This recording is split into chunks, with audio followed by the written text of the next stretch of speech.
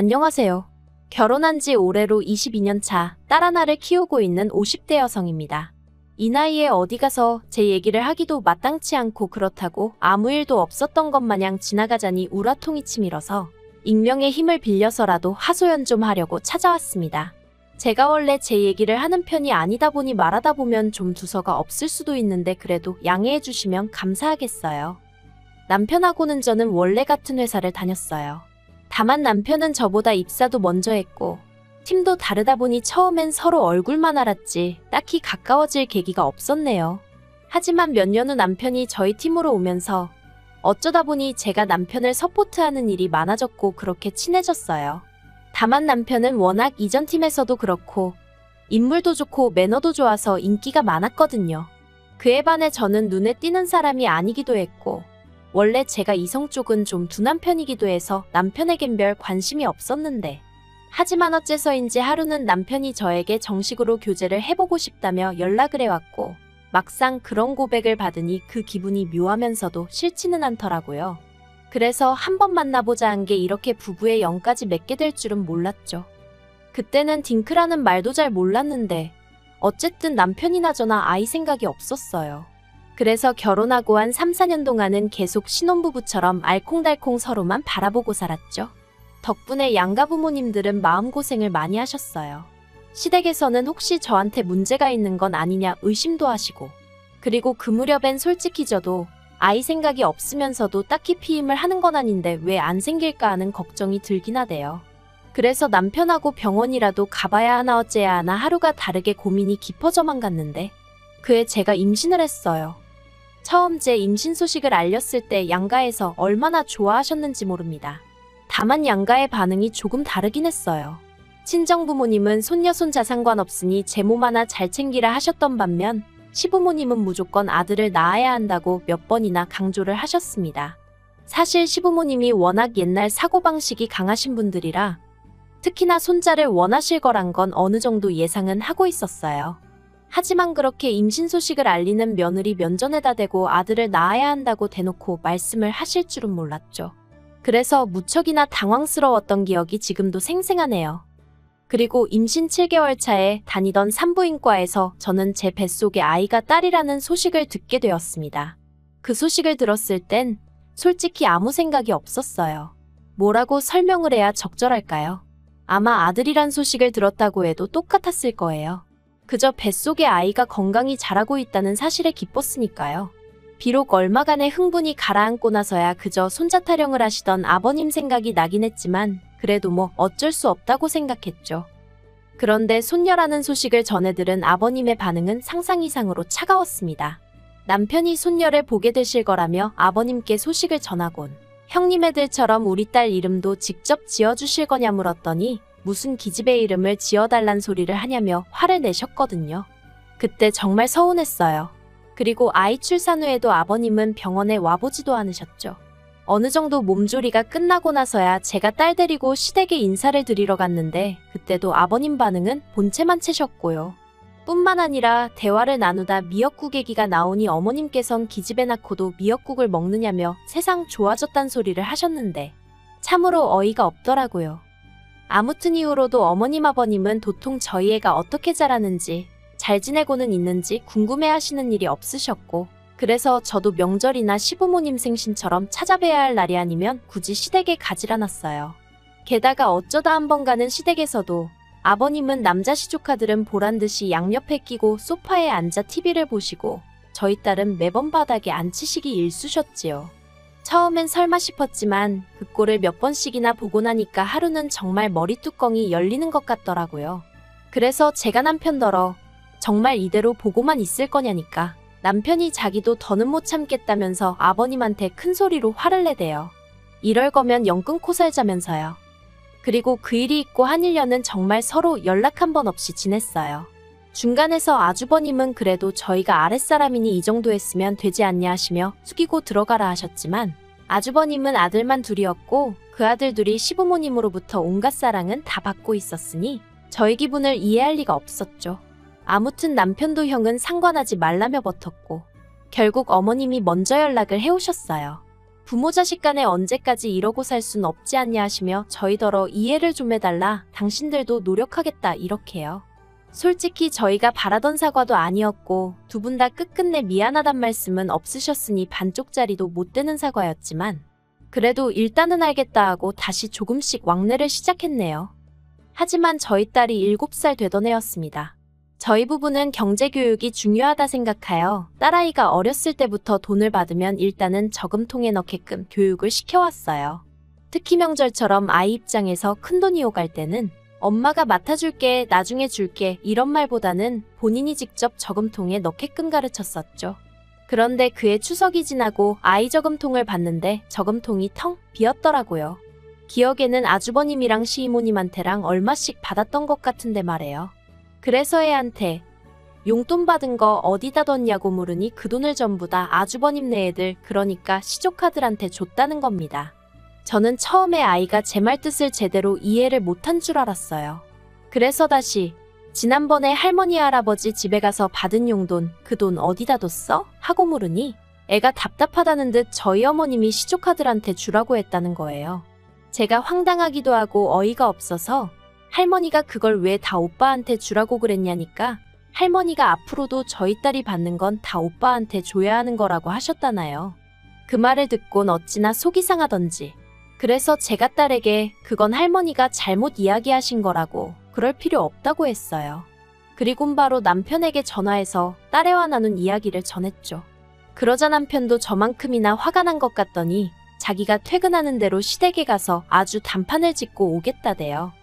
그리고 제가 그 현장에 있지 않았으니 정확히 어떤 대화가 오갔는지는 모르겠습니다만 확실한 건 남편하고 시부모님 두 분하고 정말 한판 크게 싸운 듯하대요.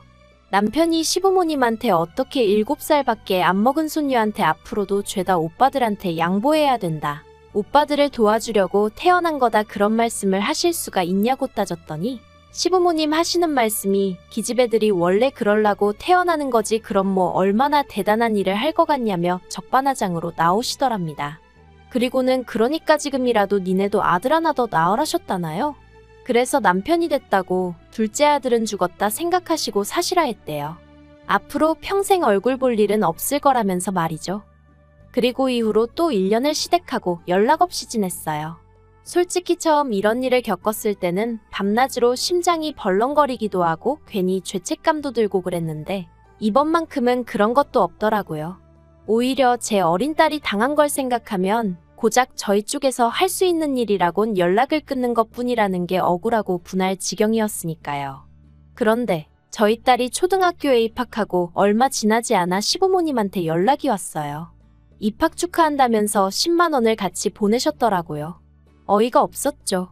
제가 동기한 줄 모르는 사람은 아니지만 10만 원이라니 뭐 하자는 건가 싶기도 하고 누가 돈 달라고 했나, 왜 돈까지 보내시면서 이러시나 싶기도 하고.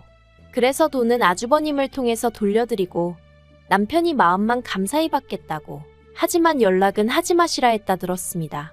그런데 이후로도 한 달 간격으로 어머님 아버님이 당신들이 살면 얼마나 살겠냐는 둥, 돌이켜보니 손녀한테 뭐 하나 잘해준 것도 없고 마음이 안 좋다는 둥. 그래서 결국 저희가 또 한 수 접고 들어갔네요. 막말로 당장 돌아가시량 반들이 아닌 건 잘 알고 있었지만 괜히 마음 찝찝할 일은 남겨두고 싶지 않았으니까요.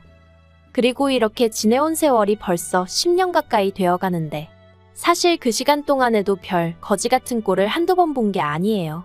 아주버님 애들은 중학교, 고등학교 들어갈 때 딱딱 100만 원씩 주시더니 저희 딸은 10만 원 주시고 이런 건 뭐 할 얘기거리도 못 됩니다. 그까짓 돈 몇 푼 탐나지도 않아요. 저를 진짜 열받게 하는 건 사실 그런 금전적인 지원보다는 어머님 아버님이 저희 딸을 어떻게든 깎아내리고 싶어 환장이라도 하신 분들 마냥 저희 딸만 보면 흠잡기에 급급하셨다는 거죠. 일단 시조카들은 아무리 남자들이라고 해도 키가 170 조금 넘는데 하나는 체중이 90kg, 하나는 거진 100kg 가까이 될 정도로 뚱뚱하거든요. 그런데도 어머님 아버님은 걔네들 보고는 아주 든든하니 보기 좋다, 남자가 덩치가 있어야 된다 하시면서 키 163에 몸무게 50kg 나가는 저희 딸한테는 뭘 먹고 이렇게 살이 쪘냐면서 여자가 살찌면 둔해 보인다고 살 좀 빼라 소리를 한참 외모로 예민할 시기에 귀에 딱지가 않게 말씀하시대요. 그리고 그럴 때마다 저나 남편이라고 가만히 있지 않았어요. 왜 쓸데없는 소리를 하시냐. 우리가 보기엔 시조카들이야말로 문제다. 심지어 한 번은 남편이 아버님더러 아버지는 눈이 어떻게 되신 거 아니냐고 뚱뚱한 거 마른 거 분간도 못 하시냐고 어디 돋보기라도 맞춰드릴 거냐고 빈정거리더라니까요. 그런데 지난해 생각지도 못한 얘기를 듣게 되었습니다. 저희 시부모님은 매년 건강검진을 받으시기에 작년에도 별탈 없이 지나가겠거니 했는데 아버님이 간경화 판정을 받으셨거든요. 그리고 판정과 동시에 스트레스를 받으셔서인지 건강 상태가 급속도로 악화되는 듯 하더니 결국 봄에는 급기야 복수가 차서 입원까지 하시대요. 그리고 집안 분위기는 난리도 아니었어요. 어머님은 당장이라도 아버님이 돌아가시는 거 아니냐고 무슨 초상 치르는 집 마냥 매일같이 전화해서 하소연을 하시고 그런 어머님을 상대해주느라 저희 남편은 남편대로 고생을 했죠. 그리고 그런 와중에 어머님은 제가 아버님 병수발을 들기 바라셨는데 저는 그럴 수가 없었습니다. 딸애가 한참 공부에 열을 올려야 하는 시기였으니 엄마인 저도 마음이 온통 그쪽으로 쏠려 있었거든요.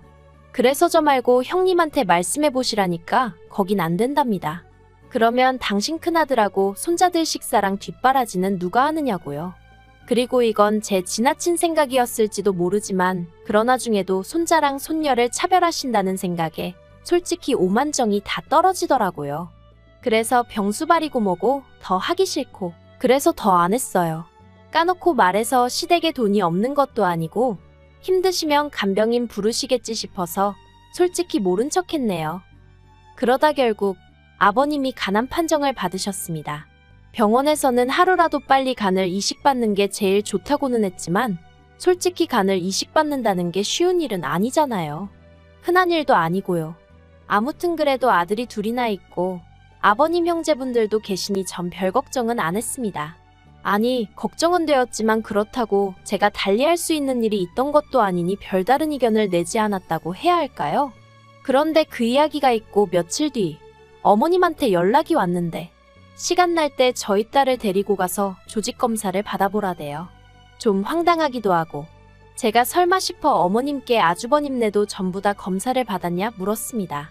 그랬더니 어머님이 그게 너랑 무슨 상관이냐 하면서도 당신이 지금 아쉬운 상황이라 그러신 건지 이네 거기도 다 받았으니 저희도 잔말 말고 가서 받으랍니다. 그리고 알고 보니 이미 저희 남편도 가서 받고 왔더라고요. 그러니 솔직히 너는 선택지가 없었죠. 그래서 정말 내키진 않았지만 딸하고 같이 조직검사를 받았어요. 그런데 결과가 나오고 나서 보니까 아주버님하고 남편은 아버님하고 혈액형이 달라서 안 된다지. 시조카들은 비만 때문인지 간염에 당뇨가 있어서 기증을 할 수가 없다지. 그런데 저하고 제 딸하고 둘은 적합 판정이 나왔습니다. 어이가 없었어요. 왜 하필 우리 둘이 적합 판정이 나온 건지. 이 소식을 전하는 병원에서는 가족 내에서 둘이나 나오기가 쉽지 않다며 잘 됐다고 축하하는 눈치던데 이게 도대체 뭐가 잘 됐다는 건지 정말 짜증이 나더라고요. 저요 솔직히 제 간을 아버님께요 절대 드리고 싶은 생각 없었고요. 게다가 저희 딸이요 말할 필요도 없죠. 제 딸 몸에 칼을 뗀다니 그것도 아버님을 위해서요? 가당치도 않은 소리였죠. 그런데 어쨌든 이 이야기가 아버님은 물론이고 어머님과 아주버님 귀에까지 들어갔습니다. 아버님한테 전화가 걸려왔는데 좋아서 어쩔 줄을 몰라 하시더라고요. 그러면서 하시는 말씀이 당신은 복도 많다면서 주변에서 얼마나 부러워하는지 모른다나요. 그리고 그런 아버님의 말씀에 저는 한마디도 대꾸하지 않았어요. 아버님에겐 정말 좋은 감정이 하나도 없긴 했지만 그래도 제 남편의 아버지시니 제 것도 저희 딸 것도 드릴 생각 없어요. 그 소리를 차마 못하겠더라고요. 그런데 그때 아버님이 먼저 하시는 말씀이 제 거 말고 저희 딸 거로 달랍니다. 그래도 젊은 애 걸 받아야 더 오래 갈 거 아니냐면서 그리고 젊은 애들은 회복도 빠르니 그게 좋을 것 같다나요? 기도 안 차서 말도 안 되는 소리 하지 마시라 했어요. 저도 그렇고 저희 딸도 그렇고 가는 못 드린다고요. 그리고 이 일로 온 집안이 말 그대로 쑥대밭이 되었습니다. 아주버님은 아버님이 저러다 돌아가시면 제가 죽인 거나 마찬가지라며 가만히 있지 않겠다 했고 어머님은 저는 그렇다 쳐도 저희 딸은 엄연히 최씨 집안 핏줄이니 제가 이래라 저래라 할 권리가 없다나요. 그래서 저희 딸에게 할아버지에게 간드리고 싶냐고 제가 대놓고 물어봤어요. 그리고 애들이 어리다고 해서 속이 없는 게 아니잖아요. 한다는 말이 만약 외할아버지가 달라고 하셨으면 그동안 자기를 너무 예뻐해 주셨고 잘해 주셔서 드렸을 것 같은데 친할아버지는 아니랍니다. 싫대요. 맨날 오빠들하고 자기 비교하고 무시하고 칭찬은 한 번도 안 해주고 못생겼다 멍청하다 나쁜 말만 하셨는데 자기가 왜 자기 간을 들여야 되냐며 싫다고 딱 잘라 말하던걸요. 그래서 이 얘기를 남편을 통해 시댁에 전했습니다. 기증자를 더 알아보시든 어쩌시든 서두르시라고 저희한테 기대하지 마시라는 말과 함께요. 그러자 어머님이 기어이 이튿날 저희 집으로 쫓아오셨더군요. 남편하고 저는 한 번은 겪었어야 하는 일이라 생각했기에 오히려 덤덤했어요. 그리고 다행히 그날 저희 딸을 제가 친정에 보냈었거든요. 남편하고 기증 문제로 얘기를 하다 보면 큰 소리가 날지도 모르겠다 싶었는데 딸이 듣게 하긴 싫었으니까요. 어머님께서는 저더러 벌써 당신 손녀를 빼돌렸다며 경찰에 신고를 하겠다 하셨지만 남편이 부모가 괜찮다는데 할머니가 무슨 자격으로 신고를 하냐며 어디 마음대로 하시라고 딱 자르더니 기증 문제면 더 할 얘기 없다고 어머님 말문을 막아버렸습니다. 그러자 어머님이 남편더러 네 아버지가 너한테 어떻게 했는데 너가 이러냐면서 자리에 앉아 엉엉 우시더라고요. 그러니까 남편도 어머니 아버지껜 죄송하지만 지금 내 가정은 이 사람하고 우리 딸인데 어쩌겠냐. 두 사람이 싫다는데 내가 강요할 수는 없다. 그러니까 어머니 아버지도 내 와이프고 딸이고 귀한 줄 알고 잘 좀 해주시지 그랬냐 하는데 제 마음이 다 착잡하더라니까요. 그래서 결국 저나 저희 딸이나 기증은 안 하기로 했고 시댁하고도 완전히 연을 끊기로 했어요. 남편은 저더러 신경 쓸 거 없다 하고 실제로 집에서도 속은 어떤지 몰라도 속상하다거나 서운한 티를 내지 않네요. 모르겠습니다. 이러다 아버님이 정말 돌아가시기라도 하면 제가 후회하진 않을지. 하지만 그래도 계속 똑같은 소리지만 저도 싫고 저희 딸은 더더욱 안 된다는 생각이에요. 그러니 시부모님이 모든 걸 인정하고 받아들이시지 않는 이상 이 관계가 회복될 일은 없지 않을까 싶네요. 저희 모녀에게 손가락질하는 사람들도 있겠죠. 하지만 지난 세월 동안 저나 저희 딸이 받은 서름을 안다면 꼭 그럴 수만은 없을 텐데요. 아무튼 마지막으로 아버님께도 좋은 소식이 있길 바라며 더는 시댁에 대해선 생각하지 않으렵니다.